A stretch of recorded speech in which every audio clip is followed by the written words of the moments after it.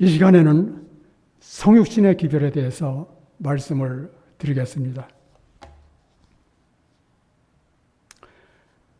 성육신의 기별은 성서 전체의 가장 큰 관심사입니다. 모세가 이스라엘 백성을 그 애굽에서 인도에 냈을 때에 유월절 예수님의 피뿌림을 통하여 이제 시내산에 도착했죠. 출애굽기 25장 8절에 보면 내가 그들 중에 거할 성소를 그들을 시켜 나를 위하여 지으라 말씀하셨습니다. 바로 이것입니다. 이게 성육신이에요. 셋째 천사의 기별, 성육신의 기별입니다. 그래서 라오디아 교회 우리 하나님, 우리 예수님께서는 문 밖에 계시죠. 하나님이 안 계십니다. 그래서 만군의 하나님 여호와께서 우리의 육신 속으로 들어오셔야 우리 속에서 죄가 끝나고 죄악이 영속되고 영원한 의가 드러납니다. 그래서 성육신은 셋째 천사의 기별로서 이에 대해서 좀 말씀드리고자 합니다. 성육신의 기별은 성서 전체의 가장 큰 관심사이며 그리스도교의 구원이 어떠한 것인가를 나타내는 것입니다. 성육신이란 구체적으로 무엇을 의미하는지를 말씀드리겠습니다. 신적인 존재가, 성육신이요, 신적인 존재가 인간의 육체 안으로 들어와서 인간 가운데 거하는 것을 성육신이라고 합니다. 신적인 존재가 인간의 육체 안으로, 내 안으로 들어오셔서 내 안에 거하는 것, 우리 안에 거하는 것, 이게 성육신이에요. 종교 사학적으로 보면 대부분의 종교, 힌두교나 불교 등도 이에 대하여 언급하고 있다. 그리스도교의 성육신론이 일반 종교의 그것과 다른 점은 그리스도교의 성육신이 구원론과 밀접한 관계가 있고 또 그 육체의 개념이 다른 데 있다. 우리가 이 성육신을 깨달으면 우리의 구원론과 관계가 있어요. 그리스도교가 사용하는 육체의 개념, 육신의 개념은 두 가지 의미를 지니는데 첫째는 문자 그대로 육체. 육체는 여러분 고기죠, 고기. 육체, 고기이고 둘째는 하나님 중심의 삶을 떠나 자기 마음대로 살려는 정욕적인 성향 또는 그러한 삶의 방식을 뜻한다. 정욕적인 성향, 그러한 삶의 방식. 따라서 그리스도교의 성육신은 말씀이 육신이 되었다. 요한복음 1장 14절이죠. 이 말씀을 한자로 표시한 것입니다. 이 사건은 성서 전체의 가장 큰 관심사이며 그리스도교의 구원이 어떠한 것인가를 나타내는 것이다. 그래서 기독교가 어떠한 것이냐, 기독교의 구원이 어떠한 것인가, 그걸 나타내는 것이라 이거죠. 여기서의 말씀, 로고스라 그러죠. 말씀은 하나님의 뜻을 계시하는 그의 아들을 의미하고 이 아들이 육신이 되어 우리의 구원자가 되었다는 것입니다. 이미 창세기 3장 15절이죠. 3장은 올 구원자가 하나님인 동시에 인간이어야 함을 암시하였고 신약 성서는 이 구원자가 죄가 없다는 것을 제외하고는 모든 면에서 우리와 같은 분으로 왔다고 증거하고 있습니다.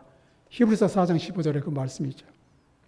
놀랍게도 성경은 말씀이 인간이 되었다고 말하지 않고 육이 되었다고 말씀하고 있습니다. 이때의 육은 단순한 고기 또는 육체만을 의미하지 않습니다. 신약 성서에서는 위에서 본 대로 이 단어를 두 가지 뜻으로 사용하였습니다. 우리는 두 번째 개념을 육이라고 표현할 수 있을 것이다.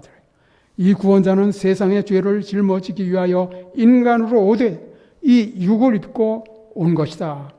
그는 죄 있는 육신의 모양으로 와서 육신의 죄를 정하사라고 했는데 이것은 예수 그리스도가 육신으로 온 이유를 잘 설명해 주는 부분이다. 이 경우 죄의 몸은 단순한 육체를 의미하지 않고 육의 체제를 의미한다.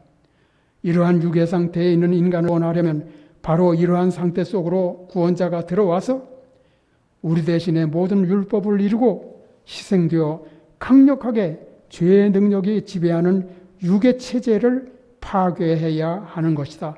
그는 이 일을 하나님께 죽기까지 순종함으로써 수행하였다.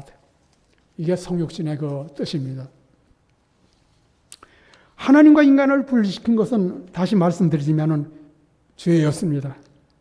이것이 사도 바울이 언급한 내 속에 거하는 죄, 로마서 7장 14절 또 19절로 24절에 내 속에 거하는 죄에 대해서 많이 언급했죠.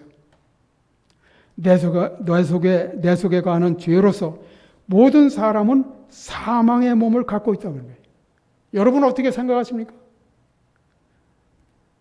여러분은 누구나 내 속에 그 죄가 있다는 것을 시인하십니까? 죄 때문에 죽음으로 오라 나는 공고하는 자로다. 이 사망의 몸에서 누가 나를 건져내랴. 아무리 많아도 내 속에 거하는 죄를 해결하지 않으면 구원이 없어요.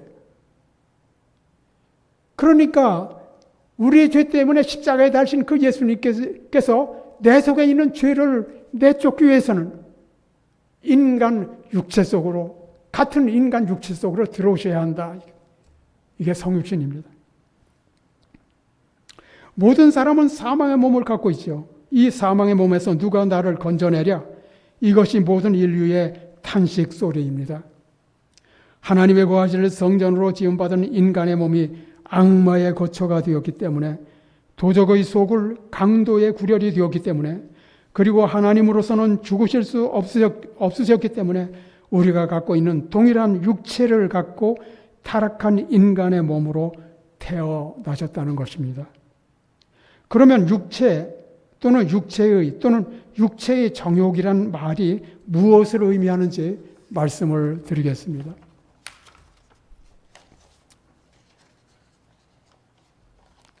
우리의 몸은 값으로 산바된 하나님의 소유이다. 이 말씀은 재림신도의 가정 127페이지에 있는 말씀입니다. 저열한 욕정은 체내의 자리를 차지하고 그것을 통하여 일한다.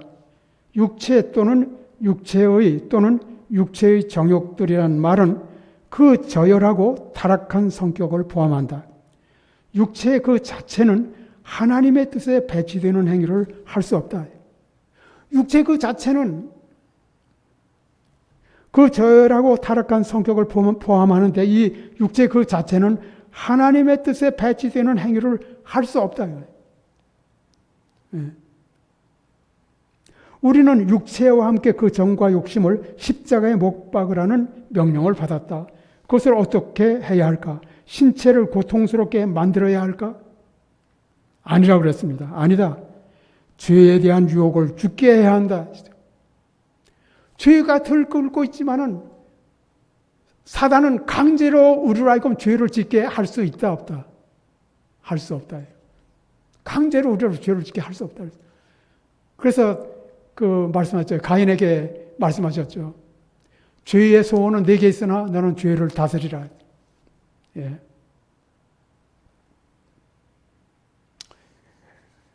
죄에 대한 유혹을 죽게 해야 한다.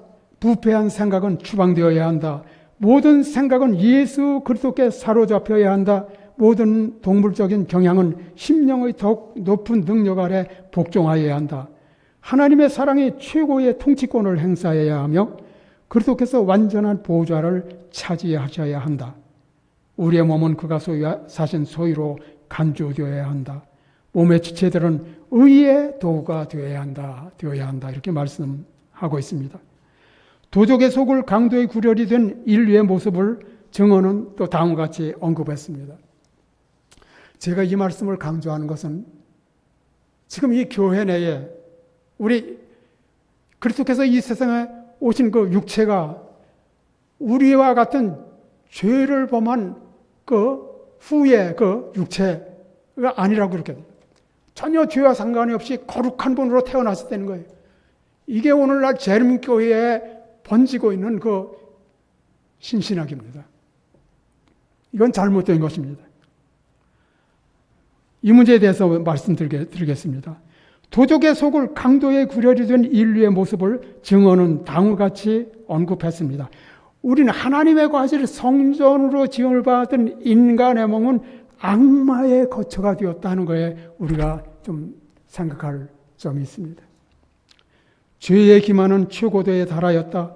사람의 심령을 타락하게 하는 모든 작인이 동작하였다. 하나님의 아들 예수께서 세상을 바라보실 때에 고난과 불행을 목도하셨다. 그는 사람이 사단의 잔인무도함에 희생이 되는 것을 민망히 보셨다. 그는 타락되고 살상당하고 잃어버림을 당하는 자들을 동정의 눈으로 보셨다. 그들은 그들을 포로로 자기의 수레에다 쇠사슬로 얽어맨 한 통치자를 택하였다. 이 통치자가 마귀라는 것을 여러분 아실 겁니다. 그들은 미혹되고 기만을 당하여 영원한 멸망, 곧 다시 살 희망이 없는 사망, 아침에 다시 오지 않는 밤을 향하여 이동하는 엄울한 행렬 속에 끼어 있었다. 사단의 대리자들이 사람과 결탁되었다. 또 이렇게 말씀했습니다. 하나님의 거하실 성전으로 지음받은 사람의 몸은 악마의 거처가 되었다. 사람의 감각, 신경, 감정 및 기관이 비루한 정욕의 방종을 행하는 일에 초자연적 대리자들로 말미암아 움직여졌다. 악마의 인이 사람들의 얼굴에 찍혀 있었다. 사람의 얼굴은 그들을 사로잡은 악의 군대들의 표정을 반사하였다. 세상의 구주께서 보신 광경이 이러하였다. 무한히 정결하신 자께서 보실 때에 그 광경이 어떠하였으랴. 소망 36페이지. 하나님과 인간을 분리시킨 것은 죄이며, 죄는 누구의 일입니까? 분명히 마귀의 일이라 그랬어요. 마귀. 인간을 이렇게 죄를 짓게 하고 유기되게 한 것은 마귀가 하는 짓입니다. 그래서 죄를 짓고 또 육의 몸이 되어서 우리 이 몸, 우리 육체를 지배하고 있어요. 그런데 1888 기별은 뭡니까? 육의 권세를, 육이 지배하는 것을 막는 것은 성령뿐이라 그랬습니다. 성령만이 육이 지배하는 육체를 조종하세요. 예. 육이란 말은 죄를 지은 후에 육이란 말이 나왔어요. 그 전에는 육이란 말이 나오지 않았습니다. 예수님께서 우리가 육이 되기 전에, 육이 되지 않았다면, 죄를 짓지 않았다면 육이라는 말이 필요 없었고, 예수님께서, 하나님께서 이 세상에 오실 필요도 없고, 영적 존재로서 영원토록 하나님의 그 생명의 호흡을 호흡하면서 하나님과 함께 하나가 되도록 영원토록 살도록 그렇게 지음을 받았다 이거예요. 그런데 육이 되는 바람에 그 하나님께서 타락한 인간의 몸을 취하지 않으면 안 되었다 이거예요. 하나님과 인간을 분리시킨 것은 죄이며 죄는 마귀의 일입니다. 죄를 지는 자는 마귀에게 속하나니 마귀는 처음부터 범죄함이니라. 하나님의 아들이 나타나신 것은 마귀의 일을 멸하려 하심이니라. 예, 죄를 멸하려 하십니다. 요한일서 3장 8절에 있는 말씀입니다. 그가 우리 죄를 없이 하려고 나타내신 바 된 것을 너희가 아나니. 예, 요일 3장 5절에 있는 말씀이죠. 죄는 사단의 속성으로서 예수님은 친히 사람의 속에 있는 것을 아시고 당신의 율법으로 우리에게 죄를 드러내십니다. 하나님의 율법은 마음속에 들끓는 질투, 시기심, 증오심, 악의 원한, 정욕 및 야심 등을 주시하여 본다.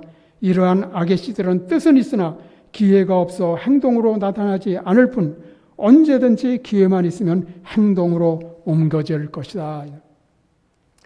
여러분, 그래서 율법이 들어있는 법궤 앞에 예수님께서 서셨을 때 나의 피, 나의 피, 나의 피 하면서 당신의 율법으로 우리에게 죄를 드러내시고 이제 누구든지 내 음성을 듣고 문을 열면 죄가 어떤 죄가 들끓어요? 시기하고 질투하고 원한 갖고 증오하고 야심과 정욕 등이 들끓고 있는 자기 몸이 그렇게 들끓고 있다는 것을 알면은 여러분과 저는 어떻게 해요? 주님께서는 문을 뚫으시고 성령을 통해서 우리 속에 들어오시는데 그 성령을 향하여 주님을 향하여 마음을 천천히 열어야 됩니까? 당장 열어야 됩니까? 단번에 열어야 된다. 우리는 하나님의 과실 성령을 지금 받았는데 마귀가 들어와 있다 이거예요. 죄가 끊칠 날이 없어요. 사망이 그칠 날이 없다 이거예요. 온 세상 사람들이 이와 같은 형편이에요. 우리 율법이 말하는 자는 율법 아래 있는 자들에게 말하는 바이니 것이니 이는 모든 입을 막고 온 세상 70억 보전자의 입에 막고 온 세상으로 하나님의 심판 아래 있게 하려 함이라. 그런데 율법으로 이렇게 죄를 들으면서 그리스도를 붙잡고 그리스도가는 당신의 영으로 우리 속에 들어오시는데 성령을 향하여 마음을 울면 무지한의 능력으로 단번에 우리 속에 들어서 하나님의 성전으로 만든다 이거예요. 아담이 타락하기 이전의 상태로 완전하게 만드신다 이거예요. 완전하게 회복이 된다 이거예요. 그리스도께서는 마음속에 득을 끊는 질투, 시기심, 증오심, 악의 원한, 정욕 등 정욕의 야심 등을 없이 하시기 위하여 오셨다는 것이죠. 그러므로 그 안에 거하는 자마다 그리스도 안에 거하는 자마다 범죄하지 아니하나니 범죄하는 자마다 마음속에 들끓는 질투, 시기심, 증오심, 악의 원한, 정욕 및 야심 등을 품고 있는 자마다 그리스도를 보지도 못하고 그를 알지도 못하였느니라. 바로 이 말씀입니다. 여기서 중요한 것은 마음속에 들끓는 질투, 시기심, 증오심, 악의 원한, 정욕 및 야심 등 이러한 사단의 속성을 없이 하기 위하여 그리스도께서 십자가에 달리셨다는 것이죠. 예수께서 십자가에 달리시고 부활하시고 승천하시는 광경들이 초대교회 제자들에게는 명백한 현실이었습니다. 우리 모두는 우리 마음속에 사단의 속성인 죄들을 갖고 있습니다. 그러므로 누구든지 내 속에 거하는 죄를 깨닫고 그리스도께 마음 문을 활짝 열면 그리스도께서는 단번에 우리 속으로 내 속으로 들어오십니다. 죄가 각 사람 속에 거하고 있기 때문에 각 사람은 자기가 자기의 마음의 문을 열어야 합니다. 이것은 다른 사람이 대신할 수 없습니다. 그래서 나 혼자만을 위해서라도 예수님께서 십자가 달리셨다는 게 그 말이에요. 제가 곰곰이 이걸 생각했어요. 나 혼자만이라도 십자가에 달리신 그 예수님은 신비하다. 나 혼자만. 저는 내 속에 거하는 죄를 깨닫기 전에는 다른 사람의 죄가 있다고 해요. 제 자신은 죄인이 아니라고 다른 사람의 죄를 지적하겠어요. 그런데 죄가 각 사람 속에 거하고 있기 때문에 각 사람은 자기가 자기 마음의 문을 열어야 합니다. 이것은 다른 사람이 대신할 수 없습니다. 문은 열려 있다. 아무리 높은 사람이라도 아무리 낮은 사람이라도 이 문을 닫을 수는 없다. 그대만이 그대의 마음 문을 닫아 그리스도께서 들어오실 수 없게 할 수 있다. 그리스도는 개인의 구주, 현재의 구주시라는 것을 우리는 다시 한번 생각해 보아야 합니다. 개인적으로 마음 문을 열지 않으면 내 속에 거하는 죄가 죄를 가진 그 사람을 죽게 할 것입니다. 죄값은 사망이기 때문이죠. 그래서 제가 그리스도께 마음을 활짝 열어드렸더니 이거는 제가 얼마 전에 그 경험한 것이죠. 그런 말씀 있죠. 예. 그리스도께 마음을 활짝 열어드렸더니 하나님께서 내 마음에 들어오시더라고요. 예수님께서는 말씀하셨죠. 나를 믿는 자는 나를 믿는 것이 아니고 나를 보내신 이를 믿는 거다. 나를 보는 자는 나를 보내신 이를 보는 것이다. 나를 영접하는 자는 나를 보내신 이를 영접하는 것이다. 그럼 우리가 죄를 깨닫고 내 마음을 활짝 열었을 때 그리스도께서 들어오시죠? 그리스도께서 그 그리스도를 영접하니까 하나님께서 내 안에 들어와 계시더라고요. 참 너무 참 감사한 말씀이. 나를 영접하는 자는 나를 보내신 이를 영접하는 것이니라. 내가 그리스도를 영접하니 그리스도를 보내신 하나님께서 내 속으로 들어오시더라는 것이죠. 제가 너무도 기쁘고 벅차서 감사를 외쳤습니다. 매 순간마다 감사가 끊이지 않습니다. 모든 근심 걱정이 사라지고 모든 것이 주어지고 우리가 주를 찾았으므로 주께서 우리에게 사망의 평안을 주셨는데 사방의 평안을 주시더라고요. 너무너무 감사한 거예요. 또 우리 가족들에게 이 사실을 알렸더니 모두가 감사해요. 얼마나 감사한지요. 너희 하나님 여호와가 너희 가운데 계시니 그는 구원을 베푸실 전능자시라. 그가 너로 인하여 기쁨을 이기지 못하여 하시며 너를 잠잠히 사랑하시며 너로 인하여 즐거이 부르며 기뻐하시리라 하리라. 스바냐 3장 17절 말씀입니다. 여러분, 하나님의 율법이 요구하는 게 뭔지 아시죠? 하나님의 율법은 나 외에는 다른 신들을 내게 있게 말지 나왔어요. 하나님의 율법이 요구하는 것은 너는 하나님과 하나가 되라, 이 말씀입니다. 나 외에는 다른 신들을 내게 있게 말합니다. 그것도 창조주 하나님, 하늘과 땅과 바다와 그 가운데 있는 모든 것을 만드신 창조주 하나님 외에는 다른 신들을 있게 말지니라. 그래서 창조의 그 기념일 안식일이 또 얼마나 정말 기쁜 기별인지 몰라요. 그 성령과 안식일은 참으로 태초부터 우리에게 복을 주시기 위해서 우리에게 주신 참으로 귀한 보물입니다. 제가 깨달은 것은 이것입니다. 우리는 하나님과 하나 되게 지음을 받았습니다.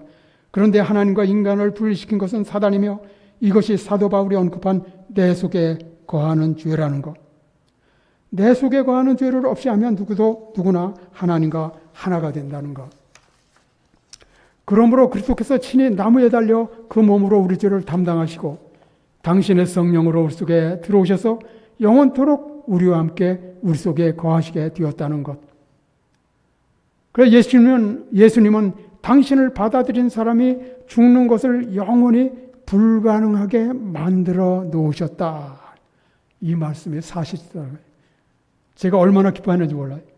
그리스도께서 우리 안에 사시는 것은 성령으로 말미암는 것이며 믿음으로 마음의 성령을 받아들일 때 곧 영생이 시작된다는 거예요. 너무너무 감사하죠. 그래서 초대교회 그 1인비가 내렸을 때 말이죠. 그 초대교회 그 제자들은 언제 성령의 필요를 느꼈느냐 하면 그리스도께서 함께 계실 때는 성령의 필요를 느끼지 않았다 그랬어요. 그리스도께서 함께 계시지 않게 되자 비로소 그들은 성령의 필요를 느끼고 그때에 성령께서는 오실 것이었다. 바로 이것입니다. 초대교회 제자들이 깨달은 게 이거예요. 그래서 성령을 보내주시면 장소 때문에 또는 그리스도와의 개인적인 접촉을 할 수 없기 때문에 유익을 얻지 못할 사람은 이 세상에 한 사람도 없을 것이었다. 성령을 통해서 모든 사람께 함께 계실 것이었다.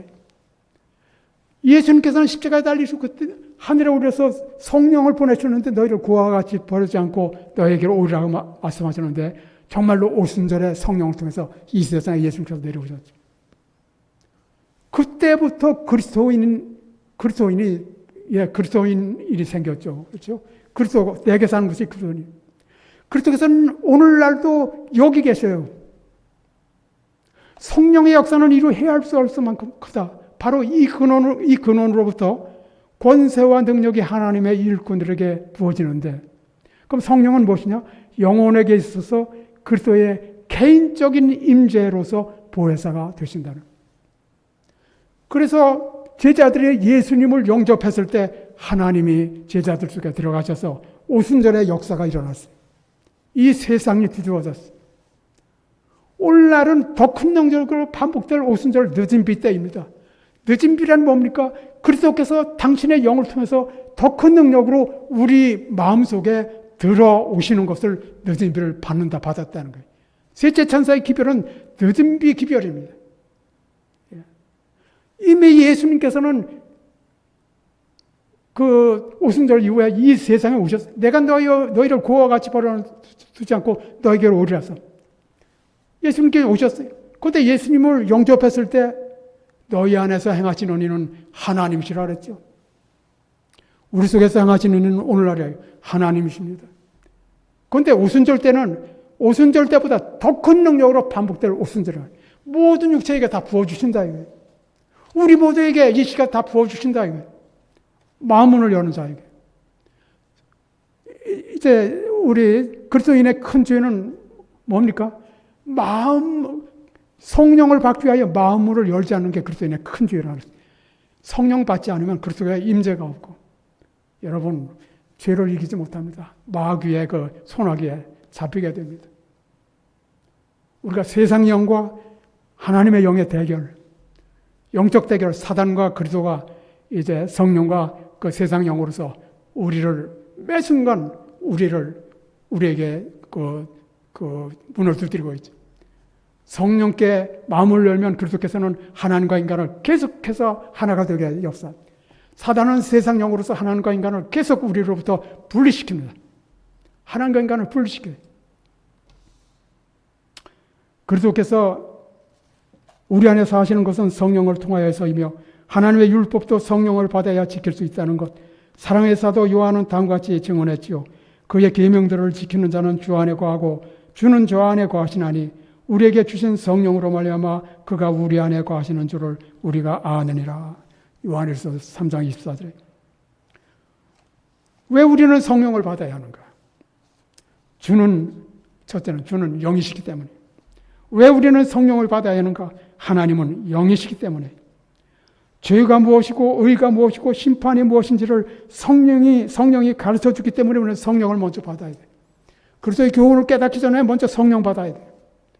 성령 없이는 죄가 뭐고 의가 뭐고 또 심판이 뭔지 몰라요. 모든 진리 가운데로 성령께서 우리를 인도하시기 때문에 성령을 받아야 모든 진리 가운데로 인도함을 받게 됩니다. 성령을 받아야 기타 여러 가지로 성령의 필요성을 우리에게 알려주는 것도 또한 성령께서 하시는 일입니다. 특히 성령의 중요성을 내주는 말씀이 있죠. 이 말씀은 로마서 8장 9절로 11절인데 너무도 중요한 말씀입니다. 5절부터 보겠습니다. 로마서 8장 5절. 육을 쫓는 자는 육의 일을, 영을 쫓는 자는 영의 일을 생각하나니 육의 생각은 사망이요 영의 생각은 생명과 평안이니라. 육의 생각은 하나님과 원수가 되나니 이는 하나님의 법에 굴복치 아니할 뿐 아니라 할 수도 없습니다. 육에 있는 자들은 하나님을 기쁘시게 할 수 없느니라. 만일 너희 속에 하나님의 영이 거하시면 너희가 육에 있지 아니하고 영에 있나니 누구든지 그리스도의 영이 없으면 그리스도의 사람이 아니라 그리스도인이 아니라는 말씀입니다. 또 그리스도께서 너희 안에 계시면 몸은 죄로 인하여 죽은 것이나 영은 의로 인하여 산 것이니라. 예수를 죽은 자 가운데서 살리신 이의 영이 너희 안에 거하시면 그리스도 예수를 죽은 자 가운데서 살리신가 너희 안에 거하시는 그의 영으로 말미암아 너희 죽을 몸도 다시 살리라. 만일 너희 속에 하나님의 영이 거하시면, 만일 여러분 속에 하나님의 영이 거하시면 여러분은 육에 있지 않고 영에 있다는 거예요. 이 영으로 말미암아 우리는 우리의 죽을 몸도 다시 산다 이거죠. 소망이 부끄럽게 아니하면 우리에게 주신 성령으로 말미암아 하나님의 사랑이 우리 마음에 부은 바 됨이니 로마서 5장 5절. 하나님의 나라는 먹는 것과 마시는 것이 아니요 오직 성령 안에서 의와 평강과 희락이라.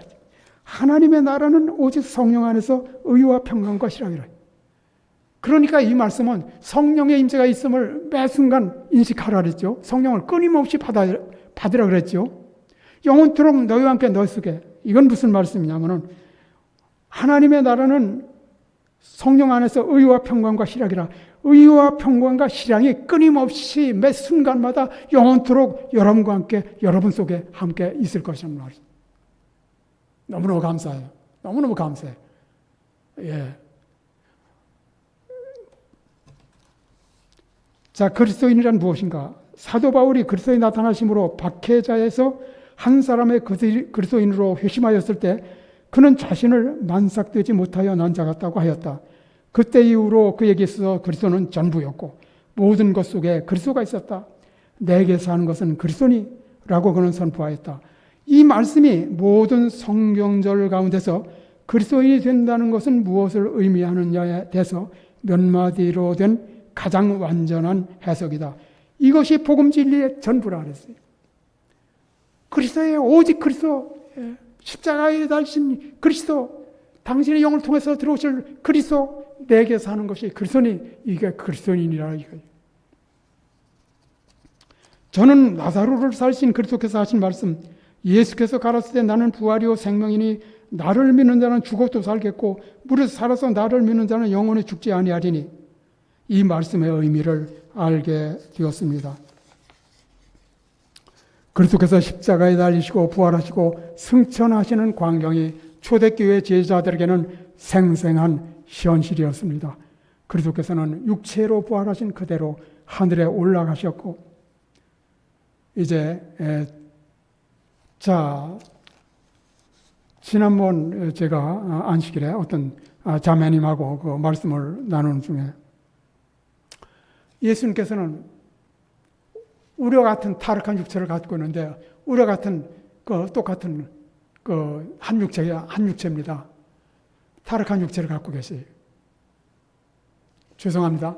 타락한 육체를 갖고 계셨지만은 완전히 순간마다 성령으로 체험을 받고, 끊임없이 성령을 받고 그는 하나님의 율법을 지키는 자가 되고, 그래서 지금 하나님 우편에 이제 계셔요. 그런데 그 자매가 무슨 말을 하냐면, 하나님 우편에 계신 그 예수님은, 하늘성소에 하나님 우편에 계신 그 예수님은 아직도 우리와 같은 육체를 갖고 있느냐, 그런 질문을 해요. 여러분 어떻게 생각하십니까? 계시록 1장 17절로 18절에 보면 놀라운 말씀이 있죠. 두려워 말라, 나는 처음이요 나중이니 곧 산자라. 내가 전에 죽었었느라 이제 세세토록 살아있어 사망과 음부의 열쇠를 가져노니, 우리와 한 육체가 되신 그분께서 지금 하늘 지성소에 하나님 우편에 앉아 계시는 거예요. 그래서 하나님 우편에 앉았고 율법이 되는 법궤 앞에 서셨을 때 셋째 천사의 기표를 보내주셨어요. 그럼 하나님 우편에 계신 그 육체는 우리와 한 육체라 그랬죠. 세소망에. 우리와 한 육체가 되신 예수님은 죽었다가 다시 사신 분이에요. 볼지어다 내가 세세토록 살아있어. 세세토록 살아. 바로 그 옆에 하나님이 계세요. 그 옆에 하나님이 계세요. 우리는 말이죠. 그리스도 안에서 하나님 우편에 앉혀 놓으셨다. 그 말씀을. 저는 그 자매의 말을 다시 한번 새기게 되었어요. 얼마나 귀한 질문을 했는지 제가 감동을 받아요. 하나님 우편에 계신 하나님이 거기 계셔요. 하나님은 하늘과 땅과 바다 물들을 근원 만드시고 모든 것. 그런데 예수님, 우리가 한 육체가 되신 그 예수님이 또 거기에 계시다 이거예요. 예수님은 당신의 인성으로는 우리와 한 몸이 되시고, 당신의 신성으로는 하나님과 하나가 돼서. 그래서 어떤 말씀이 생각이 나느냐면, 그날에는 내가 아버지 안에, 내가 하나님 안에, 너희가 내 안에, 내가 너희 안에 있는 것을 너희가 알리라. 이 말씀이 자꾸만 떠오르더라. 이제 우리는 참으로 성령의 권능과 또 성육신의 기별을 통하여 하나님의 만군의 하나님과 하나가 될 그 때가 되었습니다. 만군의 하나님의 임재가 없이는 여러분 짐승의 짐승과 싸우기가 어렵습니다. 짐승의 우상, 짐승의 표, 교황권을 통해서 역사하는 영은 세상령입니다. 세상령을 물리치는 그 권세와 능력은 하나님의 임재인 성령입니다. 만군의 하나님의 임재로서 2022년 새해가 밝았습니다. 성령을 끊임없이